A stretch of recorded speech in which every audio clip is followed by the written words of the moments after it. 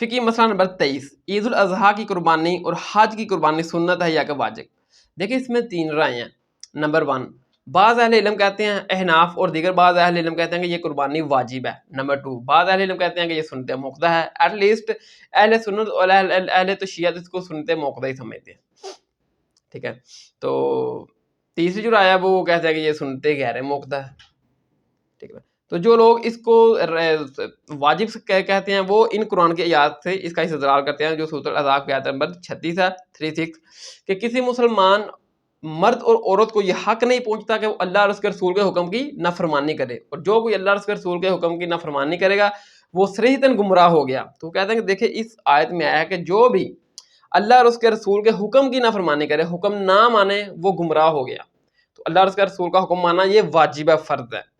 پھر سورۃ النور کی آیت نمبر 63 میں آیا نا 63 میں، کہ جو لوگ رسول کے حکم کی مخالفت کرتے ہیں انہیں ڈرتے رہنا چاہیے کہ کہیں ان کے اوپر کوئی زبردست آفت نہ آ پہنچے یا ان کو روز قیامت عذاب نہ دیا جائے،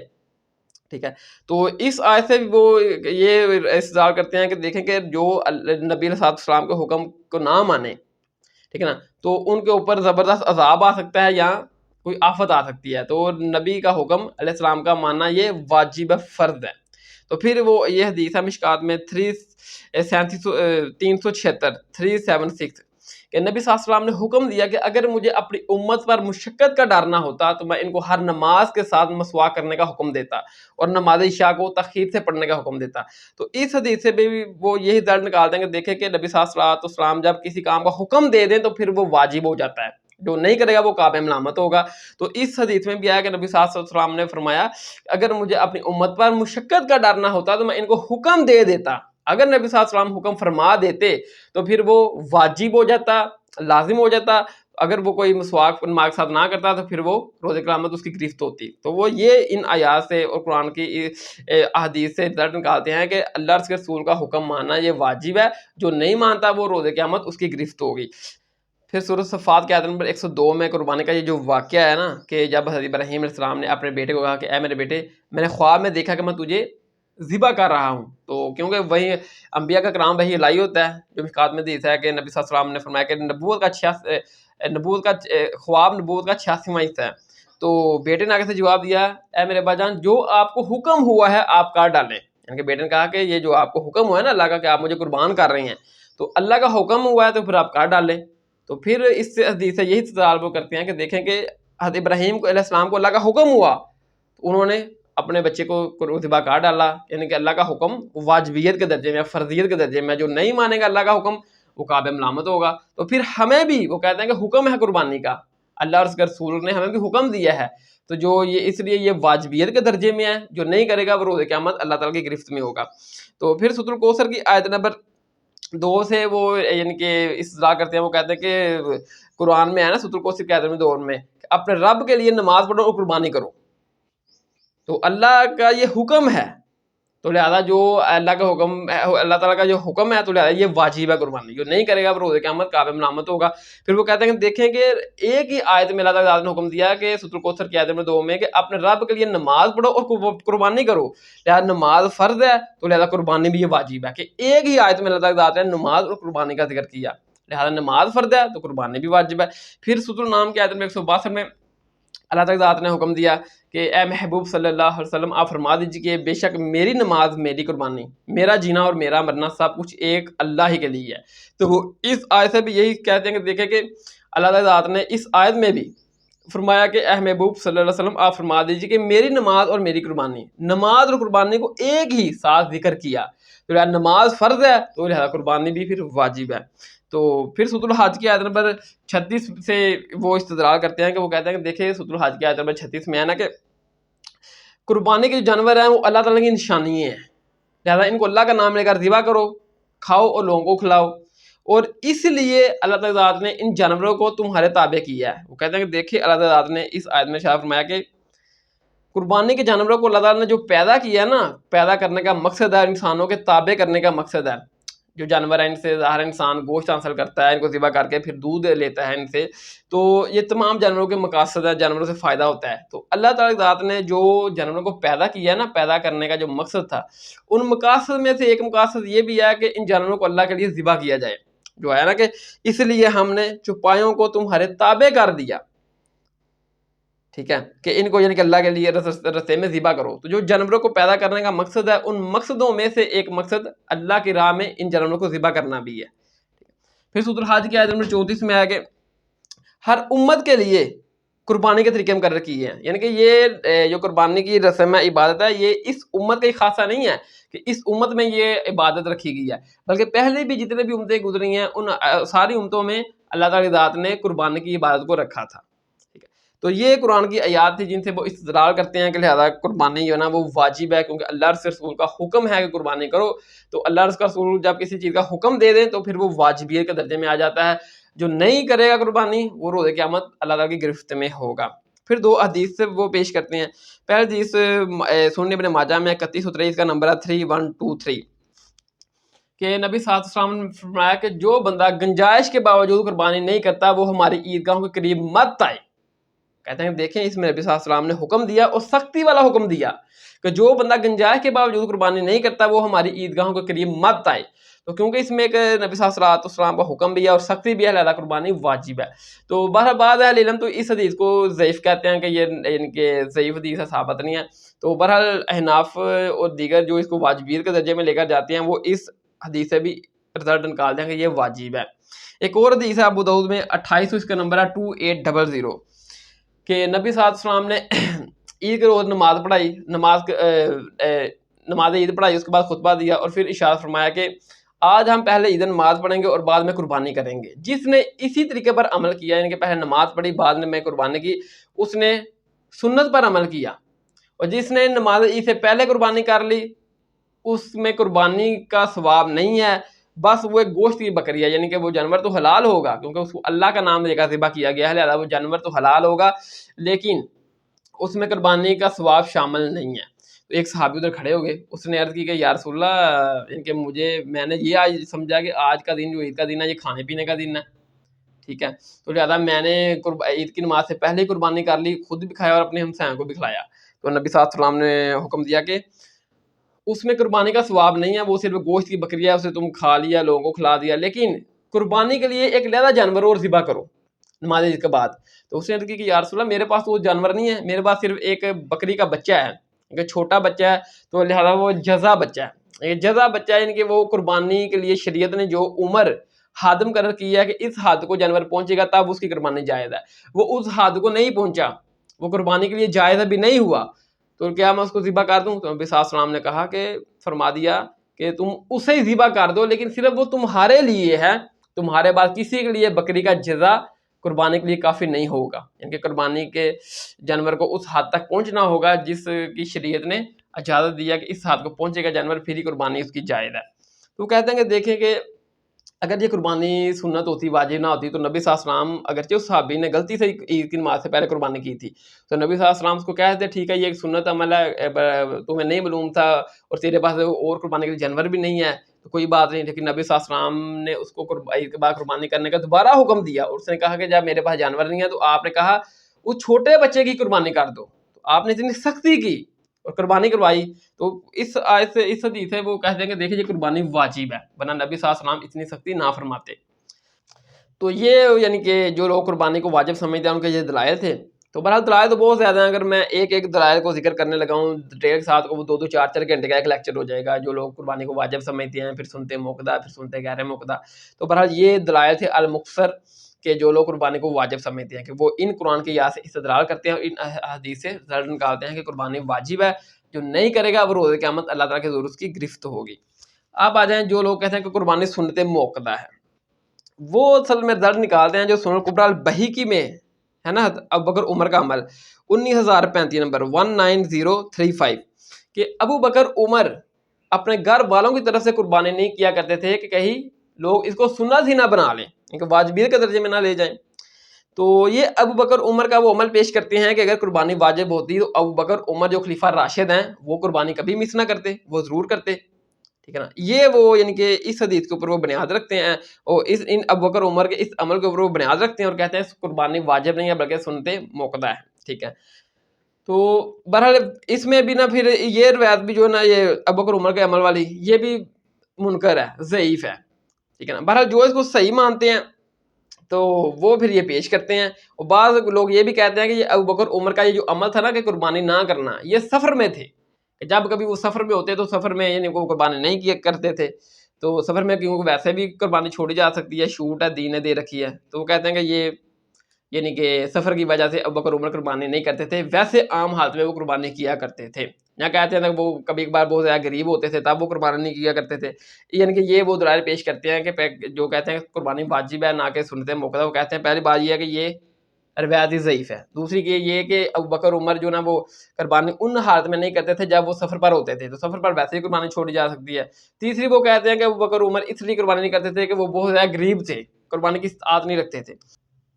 लेकिन इसी सुनन कुबरा अल बैहक़ी में 19033 नंबर 19033 में इमाम शाफी का कौल नकल किया है कि इमाम शाफी कहते हैं कि अबू बकर उमर जो कुर्बानी नहीं करते थे वो सिर्फ इसलिए नहीं करते थे कि लोग इसको वाजिब ना समझ लें। इमाम शाफी अबू बकर उमर को कुर्बानी छोड़ने का जो मकसद बयान करते हैं वो कहते हैं कि इसलिए कि लोग कहीं इसको वाजिब ना समझ लें।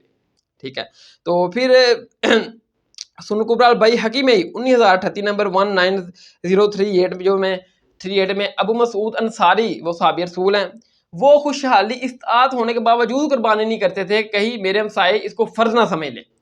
तो लिहाजा सहाबी रसूल भी इस वजह से कुर्बानी मिस कर देते थे, कहीं लोग इसको फ़र्ज ना समझ लें, वाजिब ना समझ लें, लिहाजा अबू बकर उमर भी इस वजह से कुर्बानी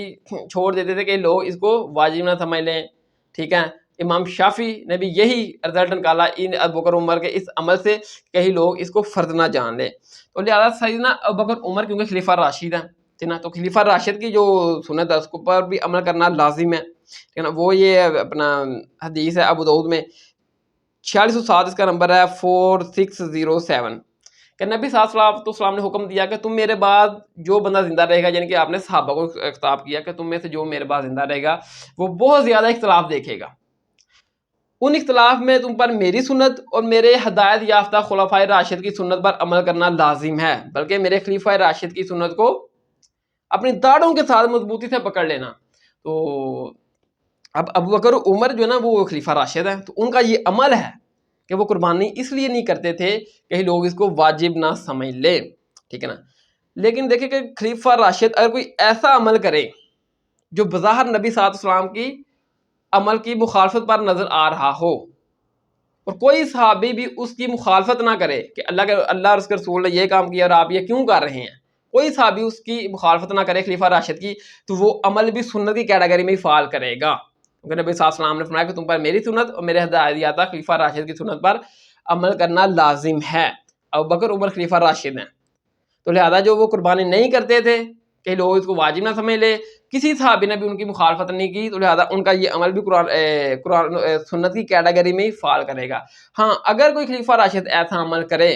जो बज़ाहिर नबी सल्लल्लाहु अलैहि वसल्लम के हुक्म की मुखालफत पर नजर आ रहा हो और सहाबी उसकी मुखालफत कर दें, फिर वो खलीफा राशिद का अमल सुन्नत नहीं बन सकता, फिर वो रिजेक्ट हो जाएगा। मिसाल के तौर पर ये जो तिरमिज़ी में असर है 824 का नंबर है 824 कि अब सैयदना उमर फ़ारूक रज़ी अल्लाह तआला अन्हु खलीफा राशिद थे, वक़्त के खलीफा राशिद थे, तो उनके बेटे के पास एक शामी आया, उसने आकर अब्दुल्ला बिन उमर जो हज़रत उमर के बेटे थे उनसे पूछा कि हज तमत्तु के बारे में आपकी क्या राय है। उन्होंने कहा कि हज तमत्तु तो नबी सल्लल्लाहु अलैहि वसल्लम ने किया और करने का हुक्म दिया, यानी कि एक ही सफ़र में हज और उम्रे का, एक ही सफ़र में हज के साथ उम्रे का फ़ायदा उठाना। तो वो शामी कहने लगा कि आपके जो वालिद है ना, इनके हज़रत उमर है, वो भी कहते हैं कि हज तमत्तु नहीं करना चाहिए। तो सैयदना अब्दुल्ला बिन उमर ने कहा कि मेरा बाप उमर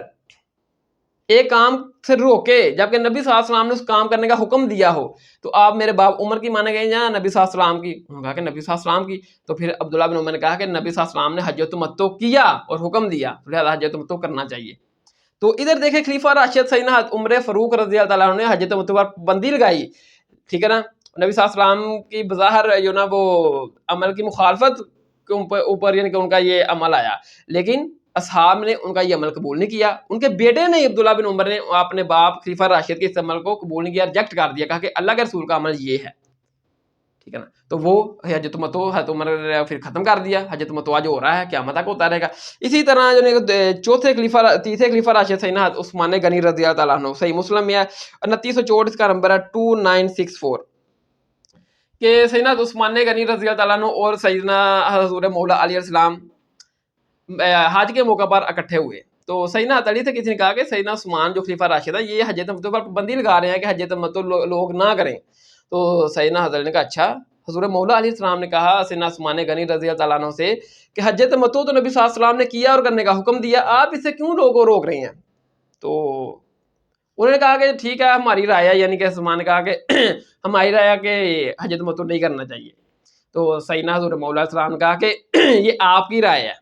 جبکہ نبی صلی اللہ علیہ وسلم کا حکم یہ ہے کہ حج تمتع کرو, لہذا حج تمتع ہم کریں گے. تو سیدنا حضرت علی نے اسی وقت حج تمتع کا ارادہ کر لیا, ٹھیک ہے نا. تو سیدنا حضرت عثمان خلیفہ راشد تھے, لیکن انہوں نے یہ جو عمل کیا حج تمتع والا روکنے والا, ٹھیک ہے نا, یہ نبی صلی اللہ علیہ وسلم کی بظاہر مخالفت پر نظر آ رہا تھا, لیکن اصحاب نے مخالفت کر دی تو یہ عمل پھر ریجیکٹ ہو گیا, یہ سنت نہیں بن سکا. لیکن قربانی کے معاملے میں ابو بکر عمر جو خلیفہ راشد تھے, کسی صحاب نے کی مخالفت بظاہر نہیں کی. جب نہیں کی تو یہ عمل سنت بن گیا, کیونکہ نبی صلی اللہ علیہ وسلم نے فرمایا کہ تم پر میری سنت اور میرے ہدایت یافتہ خلفائے راشدین کی سنت پر عمل کرنا لازم ہے. تو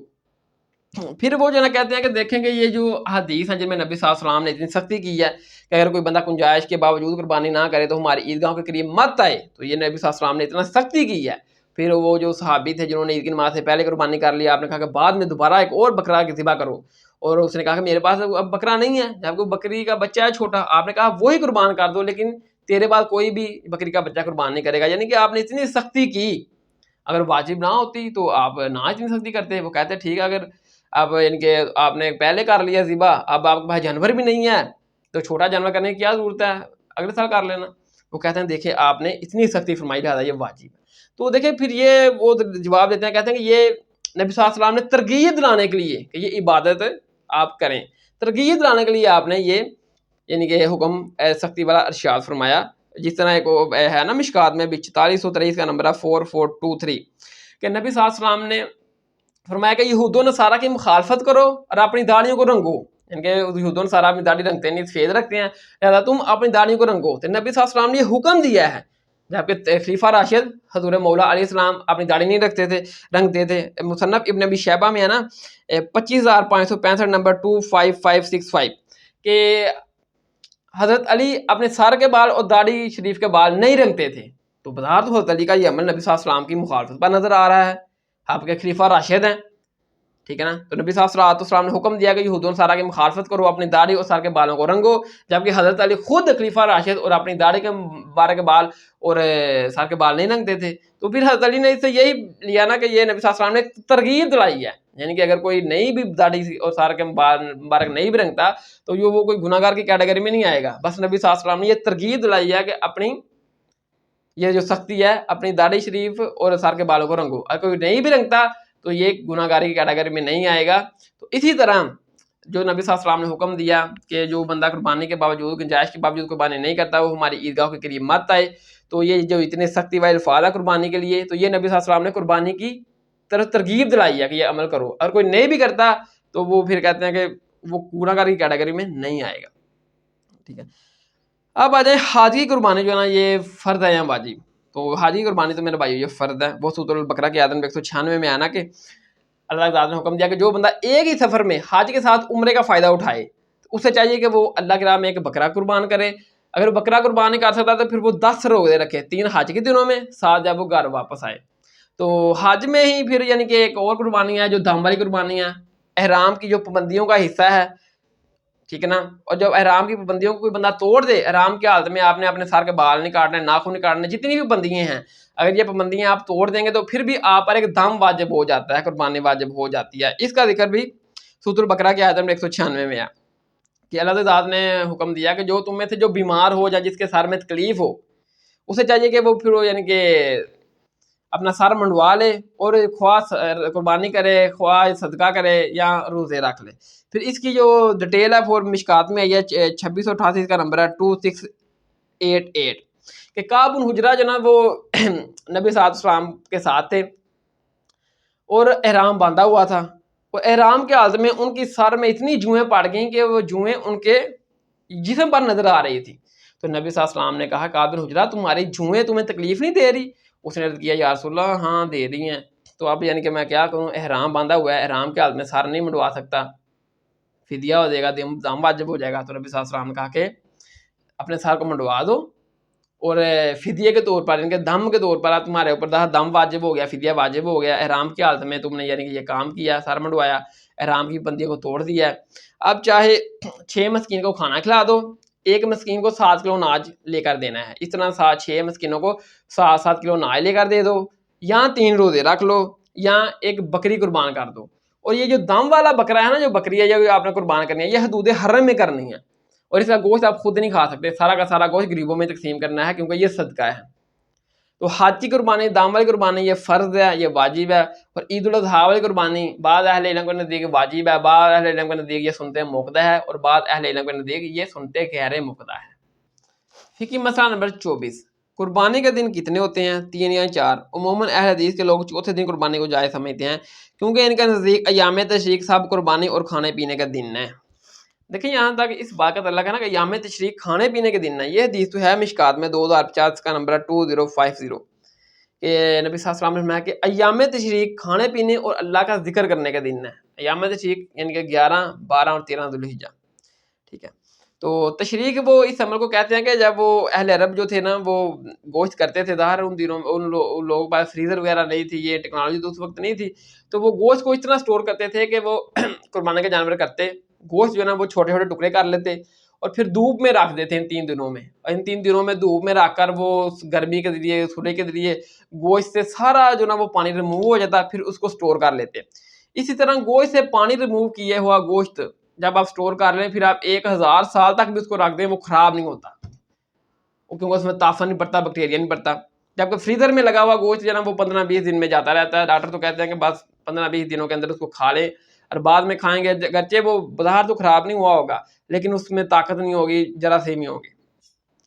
तो इस तरह गोश्त को अब धूप में खुश्क करके स्टोर करने के अमल को तशरीक़ कहते हैं, ठीक है ना। जिस तरह पुराने ज़माने में लोगों ने अचार रखा होता था, वो अचार को खुश्क करके ऑयल में डाल लेते थे, और फिर इस तरह वो ख़राब भी नहीं होता था। जब कहीं सफ़र में निकलते साथ में चार ले जाते, तो सालन तो बनता नहीं था रस्ते में, ज़ाहिर है, फिर वो चार निकालते और रोटी के ऊपर रखते और खा लेते, चार भी नहीं ख़राब होता इस तरह।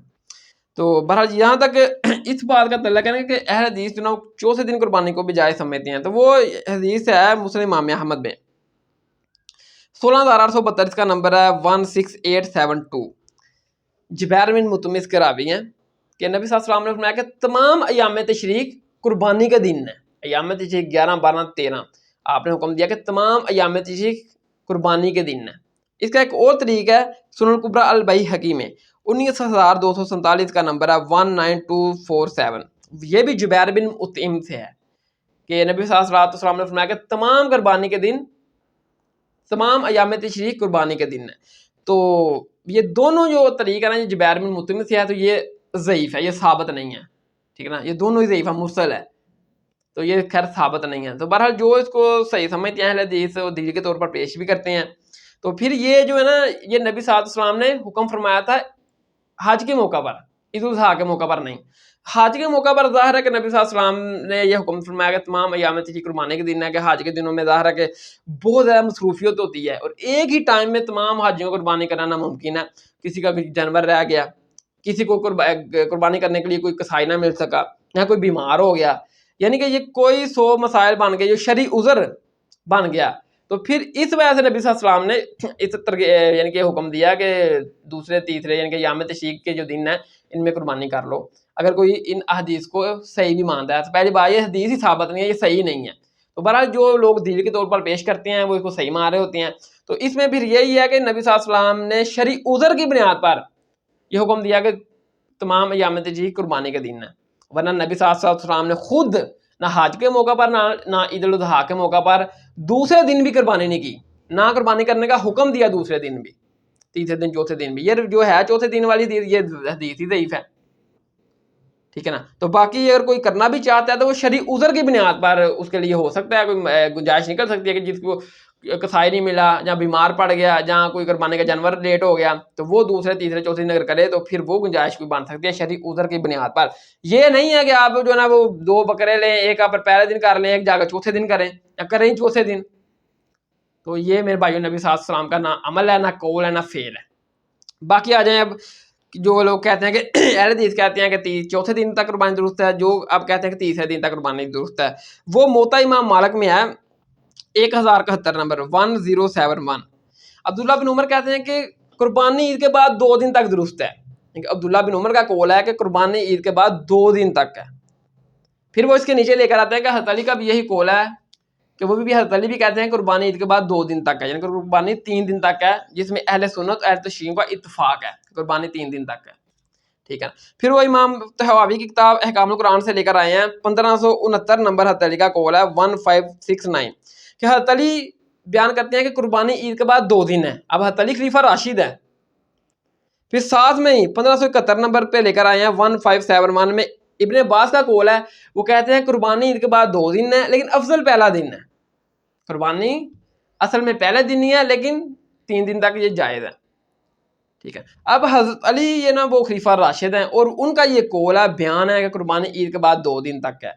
دیکھیے یاد رکھیں کہ نبی علیہ السلام کے دور میں نبی صلی اللہ علیہ وسلم نے یا حج کی قربانی یا عید الاضحیٰ کی قربانی نہ دوسرے دن کی، نہ کرنے کا حکم دیا، نہ ہی آپ کی زندگی مبارک میں کسی صحابی نے دوسرے دن قربانی کی، پہلے دن ہی کرتے تھے۔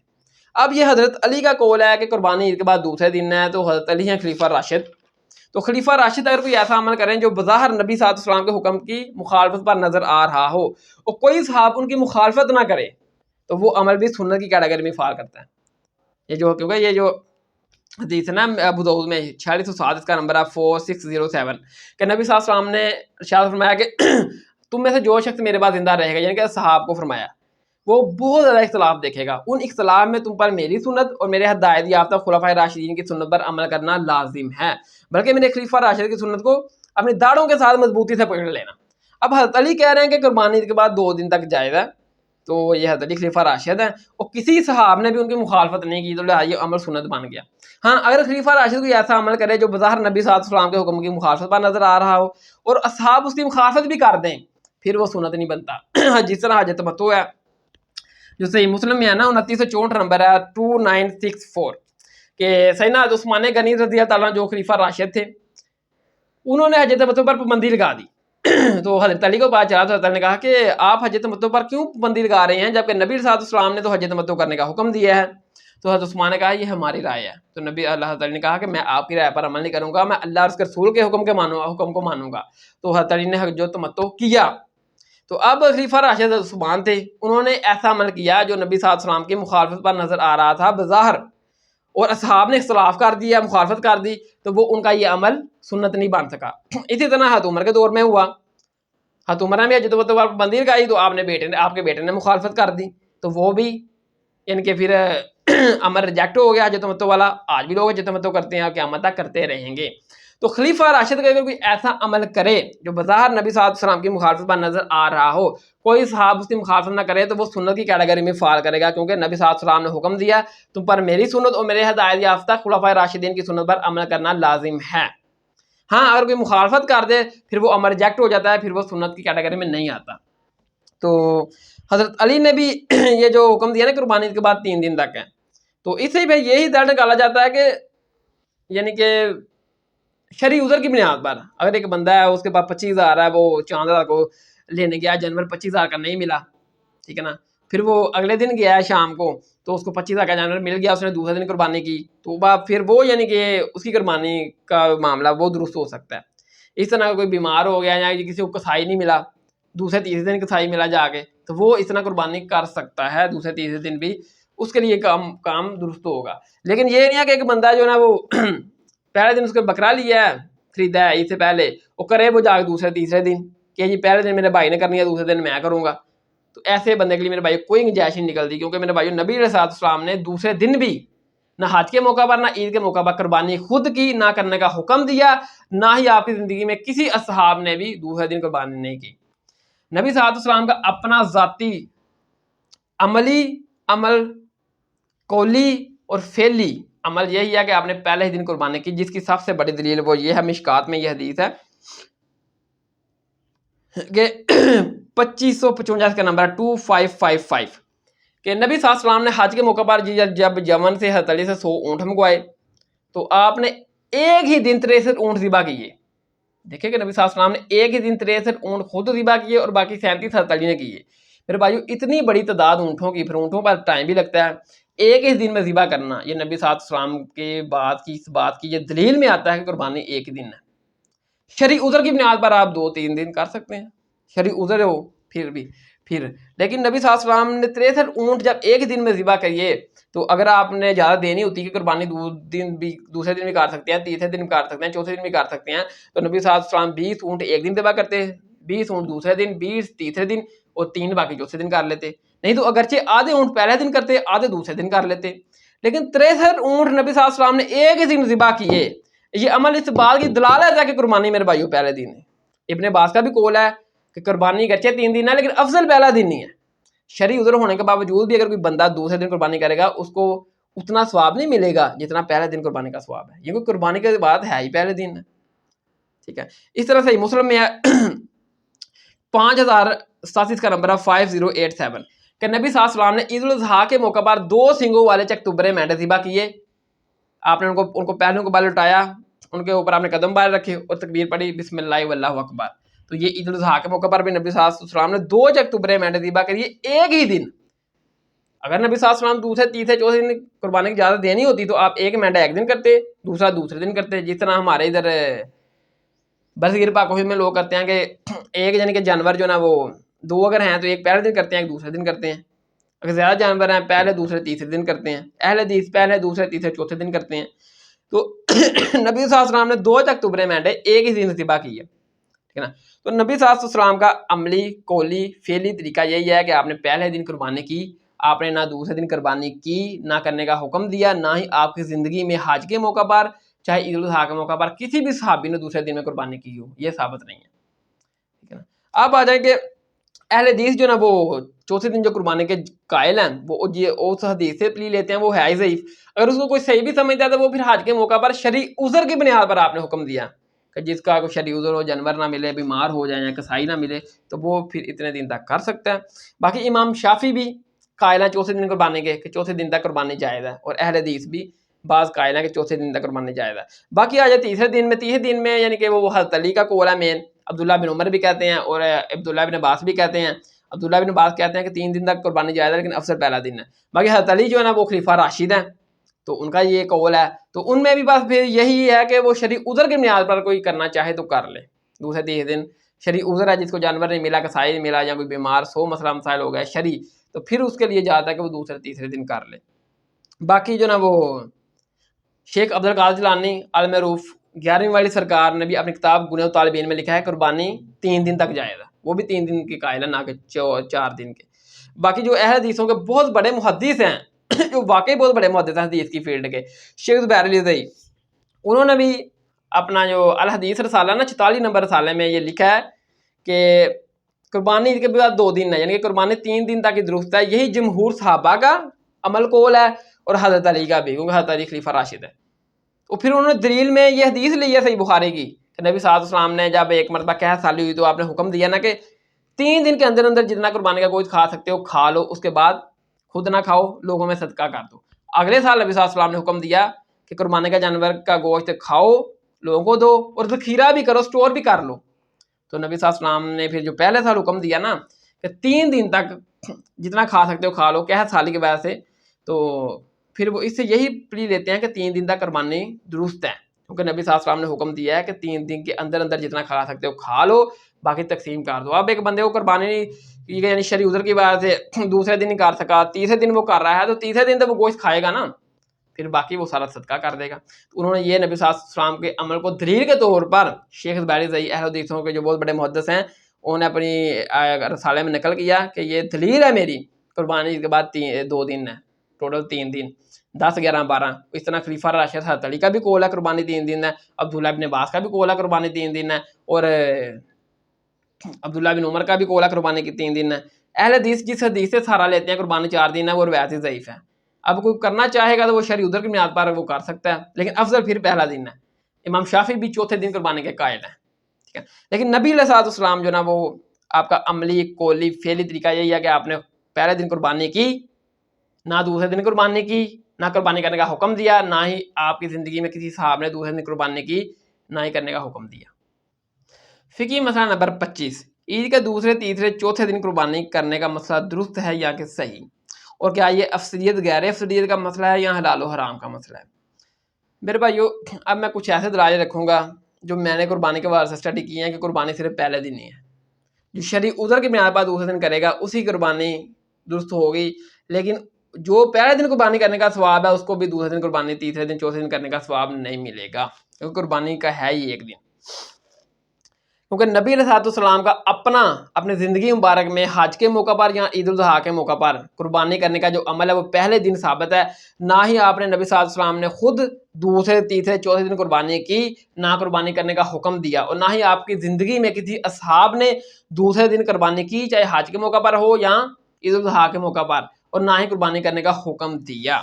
اب دیکھیں یہ حدیث مشکات میں ہے، جو سب سے بڑی میری دلیل ہے وہ ہے 2555 کا نمبر ہے 2550، کہ حج کے موقع پر جو نبی صلی اللہ علیہ وسلم نے حضرت علی سے جب یمن سے 100 اونٹ منگوائے تو نبی صلی اللہ علیہ وسلم نے 63 اونٹ اپنے مبارک ہاتھوں سے ذبح کیے ایک ہی دن، اور باقی 37 حضرت علی نے ذبح کیے۔ میرے بھائیو 63 اونٹ، ایک اونٹ ذبح کرنے میں بہت وقت چاہیے، ٹھیک ہے نا، 2 4 5 6 گھنٹے چاہیے۔ جو زبردست قسم کی کسائی ہے وہ 2 4 3 ذرا جلدی کر لے، باقی جو عام لوگ ہیں وہ ساری دیہڑی اتار دیتے ہیں، ٹھیک ہے۔ تو نبی صلی اللہ علیہ وسلم کا یہ 63 اونٹ ایک ہی دن میں ذبح کرنے کا یہ عمل اس بات کی دلیل ہے کہ میرے بھائیو قربانی صرف پہلے دن ہے، ورنہ نبی صلی اللہ علیہ وسلم نے تو امت میں آسانی پیدا کرنی تھی نا۔ نبی صلی اللہ علیہ وسلم نے فرمایا کہ اگر مجھے اپنی امت کے اوپر مشقت کا ڈر نہ ہوتا تو میں ان کو ہر نماز کے ساتھ مسواک کرنے کا حکم دیتا اور نماز عشاء کو تخیر سے پڑھنے کا حکم دیتا۔ ہم نے نماز عشاء جلدی پڑھ لیتے ہیں، نبی صلی اللہ علیہ وسلم نے آسانی دی ہے، مسواک نہیں کرتے ہر نماز کے ساتھ، کہ نبی صلی اللہ علیہ وسلم نے آسانی پیدا کی اپنی امت کے لیے۔ اسی طرح میرے بھائیوں پر نبی صلی اللہ علیہ وسلم نے یہ جو حدیث میں 63 اونٹ ایک دن میں ذبح کیے، تو آپ اپنی امت میں آسانی پیدا کرتے، 20 اونٹ پہلے دن کرتے، 20 دوسرے دن، 20 تیسرے دن اور 3 چوتھے دن کر لیتے، یا آدھے ایک پہلے دن کرتے آدھے دوسرے دن کرتے۔ نبی صلی اللہ علیہ وسلم تو امت میں آسانی کے لیے پیدا، یعنی کہ آپ تو امت کے لیے آسانی پیدا کرتے تھے نا ہر معاملے میں، جس طرح نماز کے عشاء کے لیے کی، مسواک کے بارے میں آپ نے ارشاد فرمایا کہ اگر مجھے اپنی امت کے اوپر مشقت کا ڈر نہ ہوتا تو میں حکم دیتا کہ ہر نماز کے ساتھ مسواک کرو، لیکن آپ نے یہ کام نہیں کیا، حکم نہیں دیا، کیونکہ آپ کو اپنی امت سے پیار تھا، خیال تھا، ٹھیک ہے۔ اس طرح آپ نے نمازیں کم کروائیں، 50 سے 5 کروا دیں اپنی امت کی خاطر، حضرت موسیٰ علیہ السلام کے مشورے کے تحت۔ تو نبی صلی اللہ علیہ وسلم نے ہر کام میں آسانی پیدا کی اپنی امت کی خاطر۔ تو میرے بھائیو یہ جو قربانی والا معاملہ ہے کہ حضرت نبی صلی اللہ علیہ وسلم نے ایک دن میں 63 اونٹ ذبح کیے، آپ چاہتے تو آپ آسانی پیدا کرتے نا، 2 دن 20 پہلے دن کرتے، 20 دوسرے دن، 20 تیسرے دن، 20 باقی 3 چوتھے دن کرتے، لیکن نبی صلی اللہ علیہ وسلم نے 63 اونٹ ایک دن میں ذبح کیے۔ یہ اس بات کی دلیل ہے کہ قربانی صرف پہلے دن ہے، دوسرے دن تیسرے دن چوتھے دن کوئی قربانی نہیں ہے میرے بھائیو، جو بندہ جان بوجھ ہی کرتا ہے۔ ہاں شرعی عذر کی بنیاد پر اگر کسی کو کرنے پڑ جاتا ہے تو اس کے لیے پھر کوئی گنجائش نکل آتی ہے۔ تو حج کے موقع پر نبی صلی اللہ علیہ وسلم نے 63 اونٹ ایک ہی دن میں ذبح کریے، اور دوسرے وہ عید الاضحیٰ کے موقع پر بھی نبی صلی اللہ علیہ وسلم نے پہلے دن قربانی کی۔ یہ حدیث مسلم میں ہے 5037 کا نمبر ہے 5087، کہ نبی صلی اللہ علیہ وسلم نے 2 چکتبرے مینڈے عید الاضحیٰ کے موقع پر ذبح کیے، ٹھیک ہے نا، 2 چکتبرے مینڈے اور ایک ہی دن کیے۔ اگر نبی صلی اللہ علیہ وسلم یعنی کہ دوسرے دن قربانی کی اجازت دینی ہوتی تو آپ 1 چکتبرہ مینڈا پہلے دن ذبح کرتے، ایک دوسرے دن کر لیتے، جس طرح ہمارے ادھر کرتے ہیں، اگر 2 بکرے لیے ہیں تو ایک پہلے دن کرتے ہیں، ایک دوسرے دن کرتے ہیں، لیکن نبی صلی اللہ علیہ وسلم نے دونوں ایک ہی دن ذبح کیے۔ یہ بھی اس بات کی دلیل ہے کہ قربانی ہے ہی پہلے دن، ٹھیک ہے نا۔ تو نبی صلی اللہ علیہ وسلم کا اپنا جو عمل ہے حج کے موقع پر ہو یا عید الاضحیٰ کے موقع پر ہو، قربانی کرنے کا عمل وہ صرف پہلے دن ہے، نہ آپ نے خود دوسرے دن قربانی کی، نہ قربانی کرنے کا حکم دیا، نہ آپ کی زندگی مبارک میں چاہے حج کے موقع پر ہو یا عید الاضحیٰ کے موقع پر ہو کسی صحابہ نے دوسرے دن قربانی کی، نہ قربانی کرنے کا حکم دیا، ٹھیک ہے۔ اب جو اہل حدیث ہیں وہ چوتھے دن تک قربانی کرنے کے قائل ہے، ٹھیک ہے نا۔ وہ حدیث پیش کرتے ہیں مسند امام احمد سے 16153 نمبر 16153، کہ جبیر بن مطعم اس کے راوی ہیں، وہ بیان کہتے ہیں کہ نبی صلی اللہ علیہ وسلم نے فرمایا کہ تمام ایام تشریق قربانی کے دن ہے، ٹھیک ہے نا۔ اس کا ایک اور طریقہ ہے جو سنن کبریٰ البیہقی میں ہے 19247 نمبر ہے 19247، کہ نبی صلی اللہ علیہ وسلم نے حکم دیا کہ تمام ایام تشریق قربانی کے دن ہے۔ تو یہ حج کے موقع پر نبی صلی اللہ علیہ وسلم نے حکم دیا۔ تو یہ دونوں طریق جو ہے نا جبیر بن مطعم سے ہے، تو یہ مرسل ہے، یہ ضعیف ہے، یہ ثابت نہیں ہے۔ اہل حدیث کو دلیل پیش کرتے ہیں لیکن یہ ثابت نہیں ہے حدیث، یہ ضعیف ہے، تو یہ دلیل بن نہیں سکتی ضعیف حدیث، ٹھیک ہے۔ لیکن بہرحال کیونکہ ان کی دلیل ہے وہ اس کو صحیح سمجھتے ہیں، तो लिहाजा इससे फिर ये प्लीज इससे यही रिजल्ट निकाला जाएगा कि नबी अलैहिस्सलाम ने ये हज के मौका पर हुक्म फरमाया। ईद उल अज़हा के मौका पर आपने नहीं हुक्म दिया कि कुर्बानी चौथे दिन तक कर सकते हैं या तमाम अयाम तशरीक अयाम कुर्बानी है या कुर्बानी दूसरे दिन भी कर लें, ईद उल अज़हा के मौका पर या तीसरे दिन कर लें, नहीं, ये हज के मौका पर हुक्म फरमाया, क्योंकि हज के मौका पर ज़ाहिर है बहुत ज़्यादा रश होता है और एक ही वक्त में तमाम हाजियों की कुर्बानी करना नामुमकिन होता है, ठीक है ना। तो फिर कोई शरई उज़र किसी का बन गया, किसी का जानवर नहीं आ सका, कोई बीमार हो गया, किसी को कसाई नहीं मिल सका, कोई एक शरई उज़र बन गया, तो ये शरई उज़र की बुनियाद पर फिर नबी सल्लल्लाहु अलैहि वसल्लम ने आज़ाद तलीम फरमाई कि तमाम अयाम तशरीक कुर्बानी के दिन है, यानी कि कुर्बानी आप अगर कोई शरई उज़र बन जाता है। इस हदीस से यही मुझे रिजल्ट नज़र आ रहा है कि नबी सल्लल्लाहु अलैहि वसल्लम ने ये जो हुक्म दिया है ना कि अयाम तशरीक कुर्बानी के दिन है, ये कि शरई उज़र किसी का अगर बन गया तो शरई उज़र की बुनियाद पर दूसरे दिन कुर्बानी कर ले, अगर पहले दिन नहीं कर सका तीसरे दिन कर ले, चौथे दिन कर ले। बगैर शरई उज़र के आप अगर चौथे दिन दूसरे दिन भी कुर्बानी करते हैं तो वो नबी सल्लल्लाहु अलैहि वसल्लम के अमल से कौल से साबित नहीं है, ठीक है। तो बाकी आप जो है वो इसमें मैं 3 इल्मी पॉइंट आपको मैं यानी कि आपके सामने रखता हूँ जिससे आपको ये बात क्लियर होगी कि कुर्बानी सिर्फ पहले दिन है। इल्मी पॉइंट नंबर 1, देखिए मेरे भाइयों, जो छोटी ईद है कि नबी अल्लाह ने रमज़ान मुबारक का एक महीना मुकर्रर किया छोटी ईद की इबादत के लिए, वो एक महीना मुकर्रर किया, उसमें फिर एक ख़ास इबादत रखी जिसका नाम है रोज़ा। फिर उस रोज़े की जो इबादत है उसका टाइम रखा कि सुबह सारे टाइम आपने इस टाइम रोज़ा रखना है, इस टाइम खोलना है, टाइम रखा। फिर उस इबादत की पाबंदियाँ भी रखी कि ये पाबंदियाँ हैं कि रोज़ा रख के आप कुछ खा पी नहीं सकते। फिर उस इबादत के साथ एक और इबादत को जोड़ा जो इसे हम ईद कहते हैं, इसकी नमाज के। यूं ही यानी कि ये जो खास इबादत खास महीने में अल्लाह ताला ने फ़र्ज किया है ये ख़त्म होगी, इसके साथ एक और इबादत जोड़ी जो ईद है कि इसके साथ ही हमने ईद पढ़नी है। ये दोनों बातें एक दूसरे के साथ जुड़ी हैं, यानी कि महीना मुकर्रर किया, इबादत मुकर्रर की, इबादत का टाइम मुकर्रर किया, इबादत की पाबंदियाँ मुकर्रर की और फिर उस इबादत के साथ एक और इबादत को जोड़ दिया जो इसे हम ईद की नमाज कहते हैं, ठीक है ना। अब आप देखें कि ईद उल फितर के मौका पर अल्लाह ने रमज़ान मुबारक का महीना मुकर्रर किया, फिर उसमें एक खास इबादत मुकर्रर की जिसे हम रोज़ा कहते हैं। फिर रोज़े की हालत में रोज़े की पाबंदियाँ हैं कि रोज़े की हालत में हम कुछ खा पी नहीं सकते वरना वो रोज़ा टूट जाएगा, वो इबादत कबूल नहीं होगी। अब आ जाए ईद उल अज़हा के मौका पर, कुर्बानी वाली जो ईद है उसमें भी अल्लाह ताला ने एक महीना मुकर्रर किया, ज़ुल्हिज्जा के महीने में ये इबादत होगी, ठीक है ना। और वो इबादत का दिन मुकर्रर किया है कि ये 10 ज़ुल्हिज्जा को ये इबादत होगी और 10 ज़ुल्हिज्जा को इस इबादत से लेकर आपने यानी कि जब ये महीना शुरू हो जाए ईद यकम ज़ुल्हिज्जा का, तो यकम ज़ुल्हिज्जा से लेकर जो बंदा कुर्बानी करने का इरादा रखता है वो इस इबादत के दौरान भी पाबंदियाँ करेगा, अपने जिस्म और बाल से कोई अपने जिस्म से और न नाखून काटेगा ना ही कोई बाल काटेगा। तो अल्लाह ताला ने इस इबादत का भी महीना मुकर्रर किया और इस इबादत में भी पाबंदियाँ रखी, जिस तरह रमज़ान मुबारक का रोज़ा रमज़ान मुबारक का महीना पहले मुकर्रर किया, फिर उसमें बात रखी रोज़ा, और रोज़े की हालत में क्या रखा कि आप कुछ खा पी नहीं सकते, आप खाएं पिएंगे तो वो आपको कुर्बानी वो आपकी इबादत वो नहीं कबूल होगी, दोबारा आपको करनी पड़ेगी, यानी कि कज़ा करनी पड़ेगी। तो ईद उल अज़हा के मौका पर भी अल्लाह ताला ने महीना मुकर्रर किया ज़ुल्हिज्जा का, फिर इबादत मुकर्रर की कुर्बानी की और इबादत की पाबंदियाँ रखी कि जिस बंदे ने कुर्बानी करनी है वो कुर्बानी से ज़ुल्हिज्जा का चाँद नज़र आने से लेकर कुर्बानी करने तक अपने जिस्म से बाल खाल रिमूव नहीं करेगा, ठीक है ना। तो ये हदीस जो ना वो मिशकात में 6409, इसका नंबर है 1459 कि नबी सल्लल्लाहु अलैहि वसल्लम ने फरमाया कि जो बंदा कुर्बानी करने का इरादा रखता है ज़ुल्हिज्जा का चाँद जब नज़र आ जाए उससे लेकर कुर्बानी के जानवर ज़िबा होने तक अपने जिस्म से कोई बाल रिमूव नहीं करेगा। इल्मी पॉइंट नंबर 2, अल्लाह ताला ने इसका टाइम भी मुकर्रर किया है। जिस तरह अल्लाह ताला ने रमज़ान मुबारक के महीने में जो ख़ास इबादत मुकर्रर की हज की और रोज़े की, उसका टाइम रखा है कि आपने इतने बजे सारी करनी है, इतने बजे अफ्तारी करनी है। ये नहीं है कि एक बंदा जो ना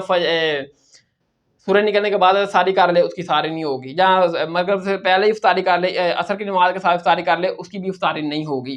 ये अल्लाह ताला ने इस इबादत का टाइम रखा। इसी तरह ईद उल अज़हा के मौका पर जो कुर्बानी की बात है इसका भी अल्लाह ताला ने टाइम रखा है। वो टाइम क्या है कि अगर वो नमाज ईद के बाद आपने कुर्बानी करनी है, पहले अगर आप कुर्बानी करेंगे तो वो आपकी कुर्बानी दुरुस्त नहीं होगी, ठीक है ना। क्योंकि ये हदीस जो ना वो मिशकात में है, 1435 का नंबर है 1435 कि नबी सल्लल्लाहु अलैहि वसल्लम ने ईद उल अज़हा के मौका पर नमाज ईद पढ़ाई اس کے بعد آپ نے حکم دیا کہ اب ہم جا کر قربانی کریں گے. اور جو بندہ اس طریقے پر چلے گا یعنی کہ پہلے نماز عید پڑھے گا بعد میں جا کر قربانی کرے گا, اس نے ہماری سنت پر عمل کیا, اس کی قربانی قبول ہے. اور جس بندے نے نماز عید سے پہلے قربانی کر لی اس کی قربانی قبول نہیں ہے, لیکن وہ گوشت حلال ہے کیونکہ اس نے اللہ کا نام لے کر ذبح کیا ہے. کسی بھی جانور کو جب اللہ کا نام لے کر ذبح کریں گے وہ گوشت حلال رہے گا. لیکن اللہ تعالی ذات نے یہ جو خاص عبادت قربانی کی رکھی ہے نا, اس کا ٹائم بھی مقرر کیا کہ کرنی آپ نے نماز عید کے بعد ہے, پہلے کریں گے تو نہیں ہوگی. اب اس صحابی رسول نے جب پہلے کر لی تو نبی صلی اللہ علیہ وسلم نے حکم دیا کہ یہ گوشت کھاؤ لیکن اس میں قربانی کا ثواب نہیں ہے. نماز عید کے بعد ایک اور قربانی یعنی کہ قربانی نماز عید کے بعد ہے, لہٰذا ایک اور جانور ذبح کرو. تو پھر اس نے یعنی کہ ایک اور جانور ذبح کیا, اللہ کی راہ میں قربانی کیا. تو دیکھیں کہ نبی صلی اللہ علیہ وسلم یہ جس طرح اللہ ذات نے رمضان المبارک کے مہینے میں خاص عبادت روزے کا ٹائم رکھا, اس مہینے میں بھی اللہ ذات نے اس عبادت کا ٹائم رکھا. اور پوائنٹ نمبر 3, جس طرح اللہ تعالی ذات نے اس خاص رمضان المبارک کے مہینہ جو ہے وہ اس میں خاص روزوں کی بات جو ہے نا, جب وہ ختم ہوئی رمضان المبارک کا مہینہ ختم ہوا, اس کے ساتھ اس عبادت کو جوڑا جسے ہم نماز عید کہتے ہیں, ساتھ ہی جوڑ دیا. یوں ہی رمضان المبارک کا مہینہ ختم ہوتا ہے کیونکہ اپنا حدیث ہے نا مشکات میں 1969 کہ مہینہ 30 دن کا بھی ہوتا ہے 29 کا بھی ہوتا ہے. ہاں اگر 29 کو بادل آ جائیں چاند نظر نہ آ رہا ہو پھر 30 کی گنتی پوری کرو. یوں ہی آپ گنتی پوری کریں گے 30 روزے مکمل کریں گے, ساتھ اگلے ہی دن آپ عید کی نماز پڑھیں گے. یہ نہیں ہے کہ اگر آپ نے 30 کی گنتی پوری کر لی ہے تو آپ عید کی نماز جو نا وہ 2-3 دن بعد پڑھیں یا رمضان المبارک کے کوئی 5-6 دن بعد یا دوسرے تیسرے دن پڑھیں. نہیں, یہ دونوں ہی باتیں رمضان المبارک کی بات اور عید کی بات اللہ تعالیٰ نے ایک ساتھ جوڑی ہے, ٹھیک ہے نا. اسی طرح اب آ جائیں عید الاضحیٰ کے موقع پر, اس میں بھی اللہ تعالی ذات نے نماز عید اور قربانی کی بات کو ایک دوسرے کے ساتھ جوڑا ہے. اب ایک بندے نے نماز عید سے پہلے قربانی کر لی تو اللہ تعالی ذات نے نبی صلی اللہ علیہ وسلم نے کہ آپ کی قربانی نہیں ہے, ٹائم بھی اس کا فکس ہے لیکن آپ نے ٹائم کی بندی کرنی ہے, لیکن دونوں باتوں کو اللہ تعالی نبی صلی اللہ علیہ وسلم نے ایک ساتھ جوڑا, قربانی کی اور عید کی عبادت کو. اس طرح نہیں ہے کہ ایک بندہ جو نا وہ کہے کہ جی میں نے قربانی جو کر لی ہے تو عید کی نماز جو نا میں وہ 2-3 دن بعد پڑھ لوں گا. قربانی کی کر لے, عید کی نماز 2-3 دن بعد پڑھے. نہیں, عید کی نماز اور قربانی کو اللہ تعالیٰ نے ایک ساتھ دونوں باتوں کو ایک ساتھ جوڑا ہے. اب جو لوگ یعنی کہ کہتے ہیں کہ قربانی دوسرے دن بھی جائز ہے, تیسرے دن بھی, چوتھے دن بھی, عید کی نماز تو کوئی بھی دوسرے تیسرے چوتھے دن نہیں پڑھ رہا ہوتا, کیونکہ یہ دونوں باتوں کو اللہ تعالیٰ نے ایک ساتھ جوڑا ہے. جتنا رمضان کے ساتھ عید کی نماز ہے اس طرح قربانی کے ساتھ بھی عید کی نماز کو جوڑا گیا ہے. دوسرے تیسرے چوتھے دن تو کوئی عید کی نماز نہیں پڑھتا.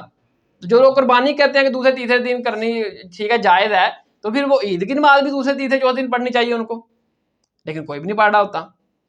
تو یہ دونوں ہی باتیں اللہ تعالی ذات نے نبی صلی اللہ علیہ وسلم نے ایک ساتھ جوڑی ہیں, ٹھیک ہے, اور ان کا باتوں کا ٹائم ہے, ان کی پابندیاں ہیں, ٹھیک ہے. تو باقی جو نا وہ نبی علیہ السلام نے تو اپنی زندگی مبارک میں نہ خود دوسرے دن قربانی کی, نہ قربانی کرنے کا حکم دیا, نہ ہی آپ کی زندگی میں کسی صحابہ نے دوسرے دن قربانی کی, نہ قربانی کرنے کا حکم دیا کسی کو, ٹھیک ہے نا. اب باقی جو نا وہ اہل حدیث جو قائل ہیں چوتھے دن قربانی کے, اور ویسے ضعیف ہے, اگر کوئی زیادہ زیادہ کر بھی لے گا تو وہ اپنا اس کی قربانی ہی قبول ہوگی جو شرعی عذر کی بنیاد پر ہوگی. کسی کو کسائی نہیں ملا, کسی کو جانور نہیں ملا, یا کوئی خود بیمار پڑ گیا, شرعی عذر کی بنیاد پر وہ دوسرے تیسرے دن کرنا چاہے تو اس کے لیے گنجائش نہیں کر سکتی ہے. ورنہ اگر جان بوجھ کر کرے گا تو میرے بھائی اس کی کوئی اسلام میں گنجائش نہیں ہے. نبی صلی اللہ علیہ وسلم کے عمل سے قول سے کوئی اس کی گنجائش نہیں نکلتی. اب آ جائیں اصحاب کے قول کی طرف. وہ کہتے ہیں قربانی عید کے بعد 2 دن تک درست ہے. اس میں موطا امام مالک میں 1071 نمبر 1071 عبداللہ بن عمر کا قول ہے, وہ کہتے ہیں کہ قربانی عید کے بعد 2 دن تک درست ہے. اور اس کے نیچے وہ لے کر آئے ہیں کہ حضرت علی کا بھی یہی قول ہے کہ قربانی عید کے بعد 2 دن تک ہے. لیکن امام طحاوی احکام القرآن میں لے کر آئے ہیں 1569 نمبر 1569 میں کہ حضرت علی کا قول ہے کہ قربانی عید کے بعد 2 دن تک درست ہے. اور ساتھ میں وہ 1571 نمبر لے کر آئے ہیں 1571 میں کہ ابن عباس کا قول ہے کہ وہ کہتے ہیں قربانی عید کے بعد 2 دن تک درست ہے, لیکن افضل پہلا ہی دن ہے. وہ بھی کہتے ہیں افضل پہلا دن ہے. اور اب اس میں جو حضرت علی ہیں وہ خلیفہ راشد ہیں, وہ کہہ رہے ہیں قربانی عید کے بعد 2 دن تک درست ہے, ٹھیک ہے. لیکن نبی صلی اللہ علیہ وسلم نے خود نہ قربانی دوسرے دن کی عید کے نہ کرنے کا حکم دیا, ٹھیک ہے نا, نہ ہی آپ کی زندگی میں کسی صحاب نے دوسرے دن کی نہ کرنے کا حکم دیا. اب حضرت علی کا یہ قول ہے, وہ خلیفہ راشد ہیں اور وہ کہہ رہے ہیں قربانی عید کے بعد 2 دن تک درست ہے. لیکن ابو داؤد میں آیا کہ نبی صلی اللہ علیہ وسلم نے حکم دیا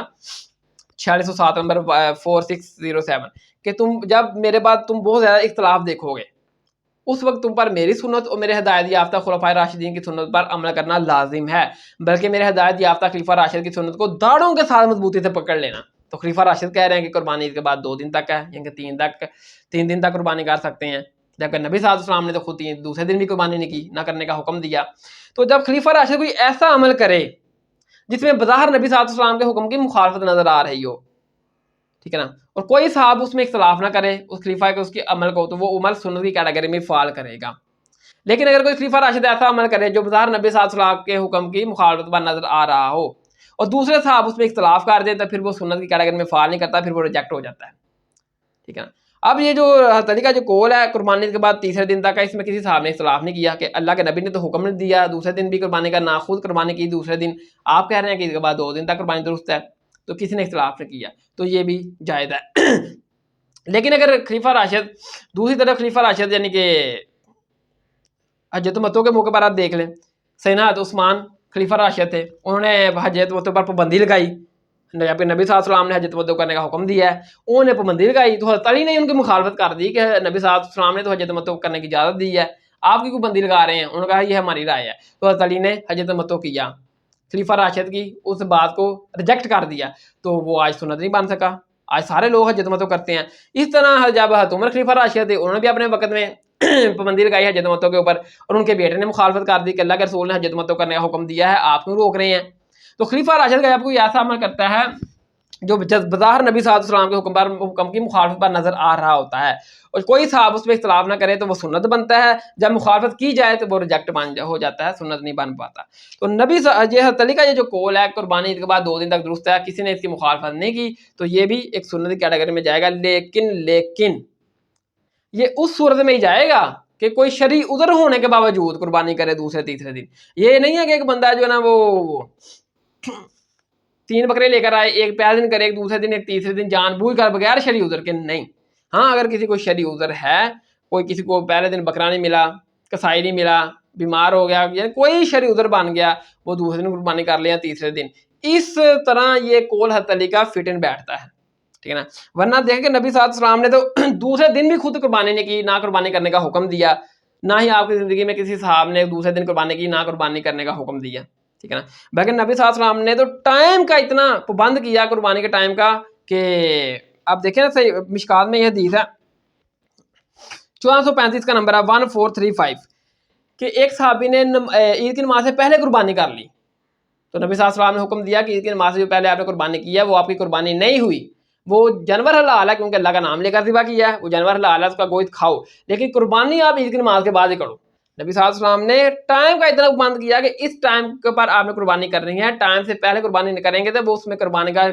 ثواب نہیں شامل ہوگا، وہ صرف گوشت کا جانور ہوگا۔ جب آپ نے ٹائم کا اتنا پابند کیا تو پھر دنوں کی تو آپ خود حساب لگا لیں، ٹھیک ہے۔ تو نبی صلی اللہ علیہ وسلم نے عبادت کا ٹائم مقرر کیا، دن مقرر کیا، مہینہ بھی بتایا ہے، ٹھیک ہے نا۔ اب اس میں 4 علمی پوائنٹ ہیں جو میں آپ کو بتا 3 علمی پوائنٹ ہیں جو میں آپ کے سامنے رکھنے والا ہوں کہ قربانی صرف پہلے دن نہیں ہے، افضل کوئی اگر مجبوری کے تحت دوسرے تیسرے دن کرتا ہے تو وہ بھی قربانی تو ہو جائے گی شرعی عذر کی وجہ سے، لیکن وہ افضل نہیں ہے، افضل پہلے دن نہیں ہے، ٹھیک ہے۔ علمی پوائنٹ نمبر 1،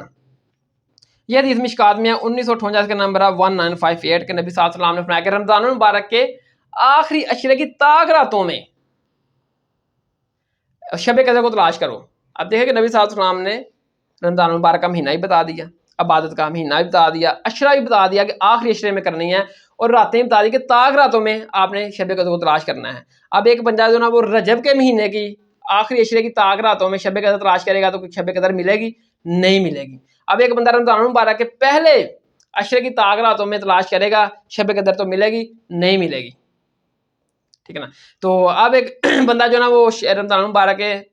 تیسرے عشرے کی جفت راتوں میں شب قدر کو تلاش کرے گا تو وہ ملے گی؟ نہیں ملے گی، کیونکہ نبی صلی اللہ علیہ وسلم نے جو مہینہ، جو وقت، جو دن، جو ٹائم بتایا ہے اسی پر آپ عبادت کریں گے تبھی وہ آپ کی عبادت مکمل ہوگی۔ تو نبی صلی اللہ علیہ وسلم نے ذوالحجہ کے مہینے میں 10 ذوالحجہ کو قربانی کرنے کا نماز عید کے بعد حکم دیا ہے، آپ نے کرنی ہے، تو آپ پہلے دن آپ کریں گے تو آپ کی قربانی مکمل ہوگی۔ जितना शब कदर के बारे में बता दिया कि रमज़ान मुबारक के आखिरी अशरे की ताग रातों में ही आपने शब कदर तलाश करनी है, तभी शब कदर आपको मिलेगी, वरना और जिस महीने की मर्जी ताग रातों में तलाश करते रहे, इवन रमज़ान मुबारक के पहले अशरे की ताग रातों में तलाश करते रहे तो आपको नहीं मिलेगी।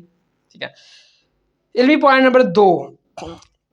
यह तिरमिज़ी में है, 1522 का नंबर है 1522 कि नबी सल्लल्लाहु अलैहि वसल्लम ने हुक्म दिया कि बच्चे की पैदाइश के 7वें दिन उसका हकीका करो, यानी कि उसकी तरफ से सदका करो, उसके सर के बाल मंडवाओ, उसका नाम रखो। नबी सल्लल्लाहु अलैहि वसल्लम ने कहा बच्चे की पैदाइश के 7वें दिन बता दिया। अब जो बंदा 7वें दिन करता है ना, उसी का हकीका मुकम्मल होता है। 7वें दिन जो सदका करता है, सर मंडवाता है, नाम रखता है। जो बंदा दूसरे दिन, तीसरे दिन, चौथे दिन, 8वें 9वें दिन करेगा ना, वो आम सदका शुमार किया जाएगा, हकीके की इबादत से वो महरूम रह गया, आम सदका उसका शुमार किया जाएगा। हकीका वही होगा, वो इबादत वही होगी जो नबी सल्लल्लाहु अलैहि वसल्लम ने जो दिन बताया है, उसी दिन जब आप करोगे तभी आपका वो हकीका मुकम्मल होगा, वरना दूसरे दिन में करोगे तो वो आम सदका शुमार किया जाएगा। इल्मी पॉइंट नंबर 3, ये हदीस मिशकात में है, 702 का नंबर है 702 कि नबी सल्लल्लाहु अलैहि वसल्लम ने फरमाया कि जो बंदा जमात के साथ नमाज पढ़ता है उसको 25 गुना सवाब मिलता है, और जो बंदा अकेले नमाज पढ़ता है उसको 1 नमाज का ही सवाब मिलता है। अब एक बंदा देखे कि जो ना वो इंतज़ार कर रहा है अजान का कि अजान होगी, मैं नमाज पढ़ूंगा जाके जमात के साथ। अब वो अजान हुई, वो जमात के लिए वजू कर रहा था, जाने लगा तो उसके घर में किसी को हार्ट अटैक आ गया। अब उसने फ़ौरन घर वाले को उठाया और ले गया उधर हॉस्पिटल ले गया। हॉस्पिटल गया, उधर को 2 के 3 घंटे लगे, नमाज का टाइम गुजर गया। अब वो वापस आया, उसने आके अकेले नमाज पढ़ी, उसको 1 नमाज का सवाब मिलेगा। हालांकि शरई उज़र था, शरई उज़र के बावजूद अगर कोई शख्स बगैर जमात के अकेला नमाज पढ़ेगा उसको 1 ही नमाज का सवाब मिलेगा। ये नहीं है कि वो नियत करके बैठा था कि मैंने जमात के साथ ही पढ़नी है, अगरचे उसकी नियत थी कि मैंने जमात के साथ ही पढ़नी है, लेकिन शरई उज़र पैदा हो गया, उसकी वजह से उसने अकेले नमाज पढ़ी तो 1 नमाज का सवाब मिलेगा। शरई उज़र को होने के बावजूद जो बंदा जमात के साथ नमाज नहीं पढ़ता, अकेले पढ़ता है तो 1 का सवाब, अगर जमात के साथ पढ़ेगा तो 25 का सवाब मिलेगा। इसी तरह अगर कोई बंदा पहले दिन कुर्बानी करता है, उसी की कुर्बानी अफजल है, मुकम्मल है। जो बंदा शरई उज़र होने के बावजूद भी दूसरे, तीसरे, चौथे दिन कुर्बानी करता है तो उसको उतना सवाब नहीं मिलेगा जितना पहले दिन कुर्बानी का सवाब है। अगर किसी को जानवर नहीं मिला, बीमार हो गया, कसाई नहीं मिला, वो दूसरे दिन करेगा, लेकिन कुर्बानी का वो सवाब नहीं उसको मिलेगा जो पहले दिन मिलेगा, क्योंकि नबी सल्लल्लाहु अलैहि वसल्लम ने महीना, टाइम, दिन बताया है कि इस दिन ये इबादत करोगे तो अभी आपको मुकम्मल सवाब मिलेगा। अब्दुल्ला बिन बास का भी कौल है कि कुर्बानी के 3 दिन है, लेकिन अफजल पहला ही दिन है। शरई उज़र होने के बावजूद भी अगर कोई बंदा दूसरे दिन कुर्बानी करता है उसको उतना सवाब नहीं जितना पहले दिन कुर्बानी का सवाब है। ठीक है, तो बगैर शरई उज़र के जो बंदा करता है फिरता है दूसरे तीसरे दिन, तो फिर वो खुद अंदाज़ा लगा लेगा वो किस कैटेगरी में जा रहा है। तो मेरे भाइयों, नबी सल्लल्लाहु अलैहि वसल्लम ने तो कुर्बानी पहले दिन की, पहले दिन करने का हुक्म दिया, चाहे हज के मौका पर, चाहे ईद उल अज़हा के मौका पर। आपकी ज़िंदगी में तमाम असहाब पहले दिन कुर्बानी करते थे, ठीक है, कोई दूसरे दिन भी नहीं करता था। ठीक है, बाद में आ जाए जो अहले हदीस हैं वो क्या एक हदीस का सहारा लेते हैं, वो रिवायत ज़ईफ़ है कि नबी सल्लल्लाहु अलैहि वसल्लम ने कहा तमाम यामत जी कुर्बानी का दिन है, वो साबित ही नहीं है। बहरहाल क्योंकि उनकी दलील है तो फिर वो नबी सल्लल्लाहु अलैहि वसल्लम ने हुक्म दिया शरई उज़र के मियाद पर, जिसके ऊपर कोई शरई उज़र बन गया, कोई बीमार पड़ गया, किसी को जानवर नहीं मिला, जहाँ कोई कसाई नहीं मिला करने के लिए, वो शरई उज़र बन गया तो उसके लिए गुंजाइश है, फिर दूसरे तीसरे दिन कर सकता है।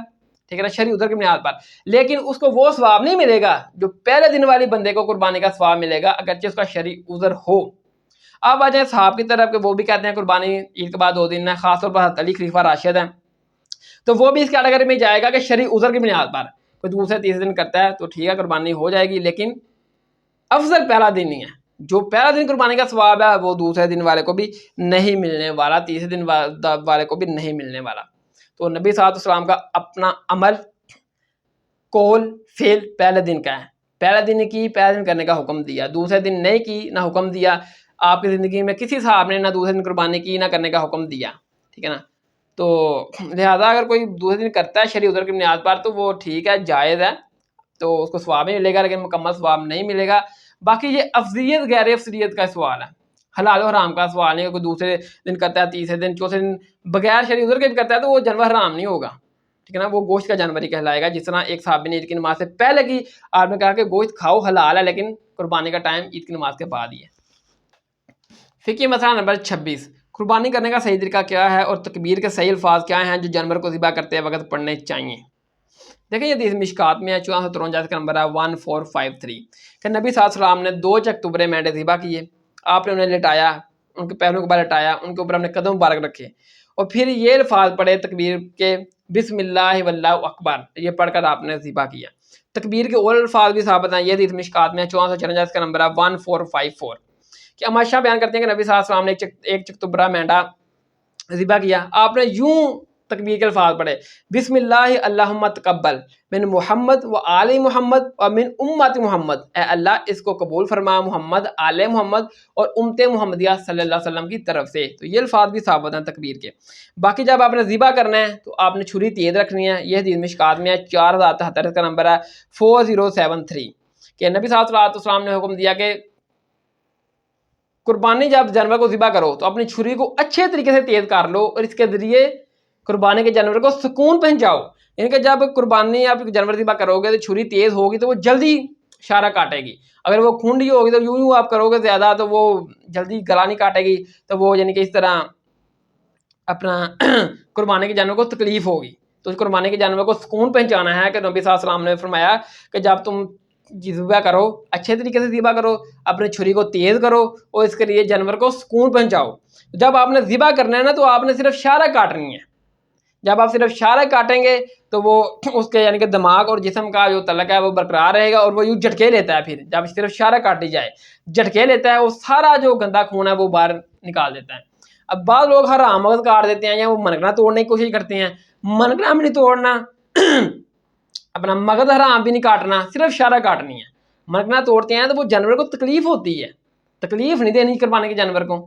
ठीक है। और बाद फिर जो मौसमी कसाई होते हैं यानी कि जो लोग कुर्बानी लेते हैं वो खुद ही कुर्बान अपना जानवर करते हैं, किसी कसाई से नहीं करवाते। तो उनको ये चाहिए जब कुर्बान करें ज़िबा करें तो ऊंची आवाज़ के साथ तकबीर पढ़ें ताकि कहीं तकबीर पढ़ना भूल ना जाएं, क्योंकि कसाइयों का तो ये रेगुलर बेस पे ऊपर काम होता है ना, वो तो नहीं भूलते, ठीक है। लेकिन जो मौसमी कसाई होते हैं खुद जानवर लेते हैं, वो साल के बाद ही उसको ज़िबा करते हैं, उनको चाहिए कि ऊंची आवाज़ के साथ तकबीर पढ़ें कि ये कहीं वो भूल ना जाए, ठीक है। तो कुर्बानी का जानवर खुद ही ज़िबा किया जाए, यही सुन्नत है। अब बाद लोग आपने देखे हैं कि वो कुर्बानी का जानवर का खून देख लें तो बेहोश हो जाते हैं, तो वो तो नहीं खुद ज़िबा कर सकते, तो फिर ज़ाहिर कसाई से करवाएंगे। लेकिन खुद अपने कुर्बानी के जानवर को ज़िबा करना ये नबी सल्लल्लाहु अलैहि वसल्लम की सुन्नत मुबारक है। आपने जब 63 ऊँट ज़िबा किए हज के मौका पर, आपने खुद किए, अपने मुबारक हाथों से नहर किए। ईद उल अज़हा के मौके पर 2 चकतुबरे मेंढे किए, 1 मेंढा किया, आपने खुद अब मुबारक हाथों से किया। अपने जान कुर्बानी का जानवर खुद ज़िबा करना ही ये सुन्नत मुबारक है। अगर कोई नहीं कर सकता दूसरे से भी करवा ले तो उसमें कोई हर्ज नहीं है।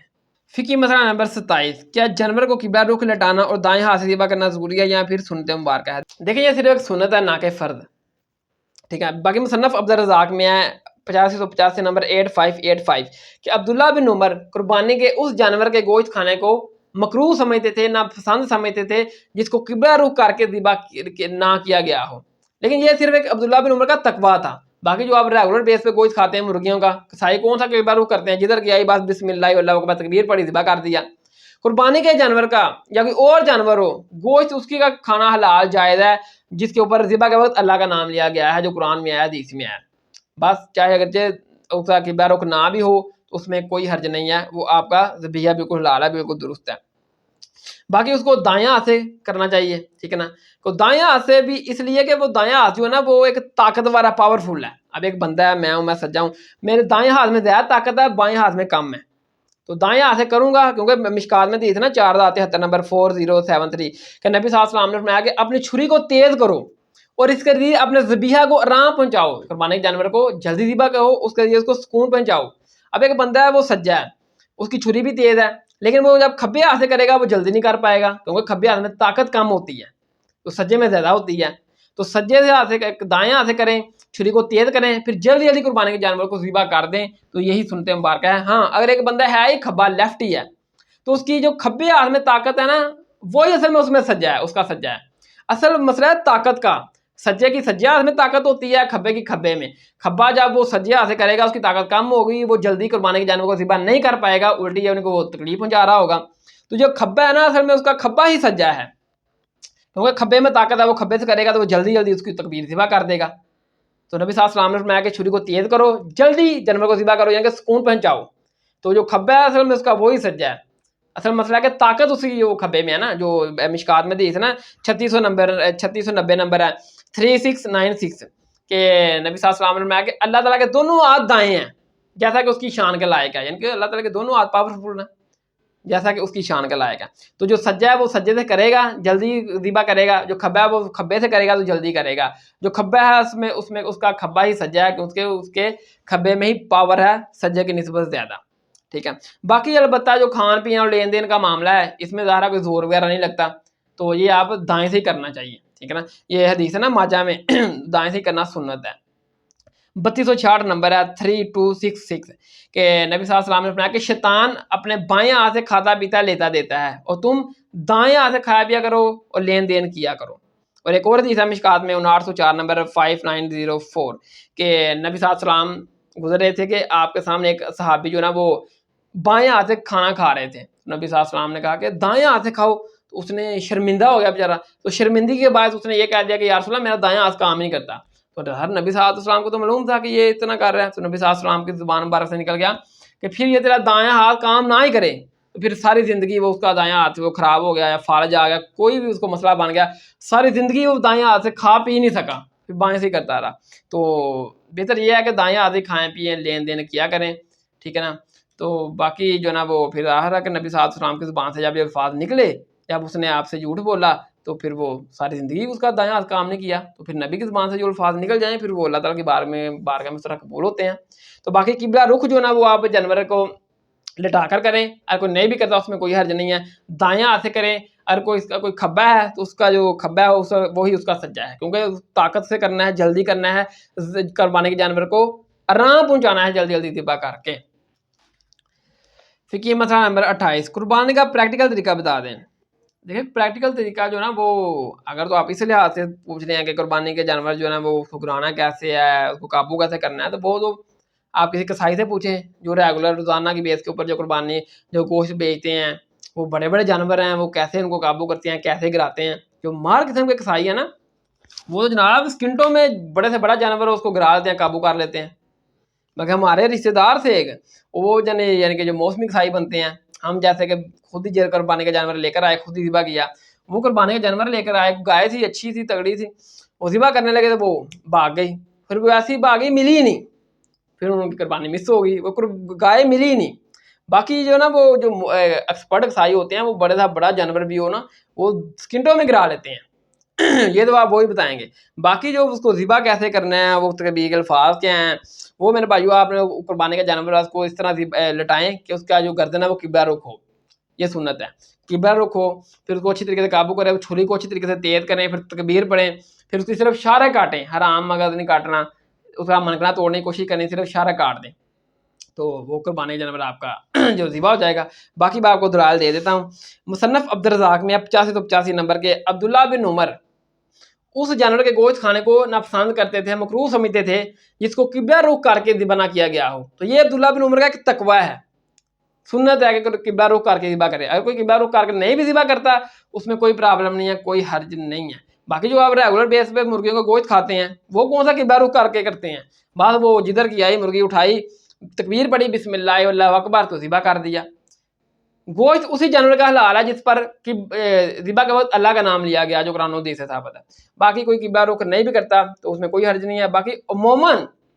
بلکہ کہ تمام لوگ قربانی کے جانور کو قبلہ رخ کر کے ذبح کرتے ہیں. ٹھیک ہے نا. باقی آپ جب نے اس کو قبلہ رخ کر کے لٹا لیا، گردن قابو کر لی، پھر یہ حدیث ہے مشکات میں 1453 نمبر کہ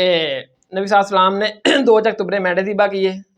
آپ نے ان کو پہلے کے بعد لٹا دیا، ان کے اوپر پاؤں مبارک رکھے اپنے، پھر یہ تکبیر پڑھی بسم اللہ واللہ اکبر، یہ پڑھ کر ذبح کیا. ایک اور تکبیر کے الفاظ بھی ثابت ہیں 1454 نمبر میں 1454 کہ نبی صلی اللہ علیہ وسلم نے ایک بینڈا ذبح کیا، اس کے اوپر یہ تکبیر پڑھی بسم اللہ اللہم تقبل من محمد و آل محمد و من امت محمد، اے اللہ اس کو قبول فرما محمد، آل محمد اور امت محمدیہ صلی اللہ علیہ وسلم کی طرف سے. تو یہ دونوں الفاظ ثابت ہیں تکبیر کے. باقی جب پھر آپ نے ذبح کرنا ہے تو چھری کو پہلے اچھی طریقے سے تیز کر لینا ہے. ٹھیک ہے نا، کیونکہ یہ حدیث مشکات میں 473 کا نمبر ہے 4073 کہ نبی صلی اللہ علیہ وسلم نے حکم دیا کہ جب تم قربانی کے جانور ذبح کرو تو اچھے طریقے سے ذبح کرو اور اپنی چھری کو تیز کرو اچھے طریقے سے، اس کے ذریعے جانور کو سکون پہنچاؤ، آرام پہنچاؤ. آرام کیسے؟ چھری تیز ہوگی، جلدی اپنا کام کرے گی، جلدی گردن کاٹے گی، جلدی اس کا خون نکلے گا، جان نکل جائے گی، آرام پہنچ جائے گا. اگر چھری کھنڈی ہوگی اس کو آپ یوں رگڑے دیتے رہیں گے اس کو تکلیف ہوگی، تو نبی صلی اللہ علیہ وسلم نے حکم دیا اپنی چھری کو اتنا تیز کرو کہ اس کے ذریعے جانور کو سکون پہنچاؤ. جتنی تیز ہوگی وہ جلدی اپنا کام کرے گی, جانور کی جان جلدی نکلے گی تو اس کو سکون پہنچے گا. اب آپ نے ذبح کرنا ہے, صرف شارہ کاٹنی ہے. جب صرف شارہ کاٹیں گے اس کے دماغ اور جسم کا جو تعلقہ قائم رہے گا. پھر وہ یوں جھٹکے لگاتا ہے, جب جھٹکے لگاتا ہے تو وہ سارا جو گندا خون ہوتا ہے نا جسم سے باہر نکالتا ہے. لیکن جب آپ ذبح کرتے ہیں شارہ کاٹنے کے بعد حرام مغز کاٹتے ہیں یا منگنا توڑ دیتے ہیں, پھر وہ کچھ خون نکال دیتا ہے اور کچھ گندا خون گوشت میں رہ جاتا ہے جو نقصان دہ ہے. تو منگنا نہیں توڑنا, کیونکہ آپ منگنا توڑیں گے تو جانور کو تکلیف ہوگی, جانور کو تکلیف جانور کو دینی نہیں قربانی کے جانور کو, کیونکہ نبی صلی اللہ علیہ وسلم نے فرمایا کہ چھری کو تیز کرو اور جانور کو آرام پہنچاؤ, سکون پہنچاؤ. جب آپ منگنا توڑتے ہیں تو بیچارہ جانور تڑپتا ہے, اس کو تکلیف ہوتی ہے. منگنا نہیں توڑنا, حرام مغز نہیں کاٹنا, صرف اشارہ کاٹنی ہے, اس کو آرام سے خون بہنے دینا ہے, ٹھیک ہے نا. تو یہ طریقہ ہو گیا, مینڈا ہو گیا, بکرا ہو گیا, گائے ہوگی, بھینس, وہ تو اس طرح آپ قربان کر سکتے ہیں. باقی آپ آ جائیں اونٹ. تو اونٹ کا جو معاملہ ہے نا, اس کو ذبح نہیں کرنا, وہ نہر کرنا سنت ہے, جو سورۃ الکوثر کی آیت میں 2 میں ہے نا, فصل لربک وانحر, اور آپ نے رب کے نام لے کر نماز پڑھ اور نہر کر. تو باقی مشکات میں ہے 2637 کا نمبر ہے 2637 کہ عبداللہ ابن عمر گزر رہے تھے کہ ایک آدمی اپنے قربانی کے جانور جو اونٹ تھا اس کو بٹھا کر نہر کر رہے تھے. تو عبداللہ ابن عمر نے کہا کہ اللہ کے بندے, نبی علیہ الصلوۃ والسلام کی سنت یہ ہے کہ اونٹ کو کھڑا کرو, اس کی ایک ٹانگ باندھ دو, پھر اس کو نہر کرو. تو اونٹ کو نہر کرنے کا طریقہ یہ ہے سنت کے, اس کو کھڑا کریں, ایک ٹانگ باندھ دیں, اس کو نہر کر دیں. باقی جو جانور ہیں ان کو ویسے لٹا کر قبلہ رخ کریں اور ذبح کر دیں. تو یہ ہے پریکٹیکل طریقہ قربانی کا.